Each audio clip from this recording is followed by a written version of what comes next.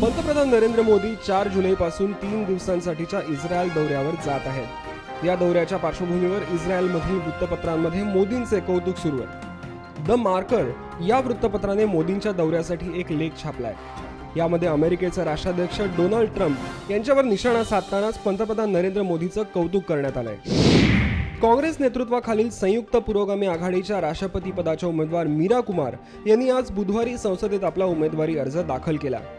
यावेळी काँग्रेसच्या अध्यक्षा सोनिया गांधी, माजी पंतप्रधान मनमोहन सिंग, राष्ट्रवादी काँग्रेसचे अध्यक्ष शरद पवार, मल्लिकार्जुन खरगे, सीताराम येचुरी यांच्यासह विरोधी पक्षांचे अनेक नेते उपस्थित होते। लष्करी कारवायांमध्ये धाडसाने शत्रूंना सामोरे जाणाऱ्या सैन्याच्या जवानांना केंद्र सरकारने सुरक्षा कवच दिलंय। सैन्याच्या जवानांसाठी केंद्र सरकारने नवीन बुलेट प्रूफ हेल्मेट घेतलंय। गेल्या दशकभरांपासून जवानांनी या हेल्मेटची मागणी केली होती। आता ही मागणी पूर्ण होणार आहे। दहशतवादी हल्ल्यानंतर आता सायबर हल्ल्यांनी जगभरातल्या सुरक्षा यंत्रणांची डोकेदुखी वाढवली आहे। मंगळवारी रॅन्समवेअर व्हायरसने युरोपसह जगभरातल्या अनेक देशांना लक्ष्य केलं होतं।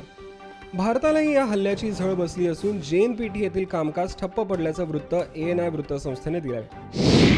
भारतीय संघाचा युवा गोलंदाज जसप्रीत बुमराह यांनी T20 गोलंदाजांच्या जागतिक क्रमवारीत दुसऱ्या स्थानावर झेप घेतली आहे, तर भारतीय संघाचा कर्णधार विराट कोहली ICCच्या फलंदाजांच्या क्रमवारीत अव्वल स्थानी आहे। ICCने नुकतीच T20 क्रिकेटची जागतिक क्रमवारी जाहीर केली। यामध्ये गोलंदाजांच्या यादीत पाकिस्तान संघातला अष्टपैलू इमाद वसीम पहिल्या स्थानावर आहे, तर जसप्रीत बुमराहने दुसरं स्थान मिळवलंय।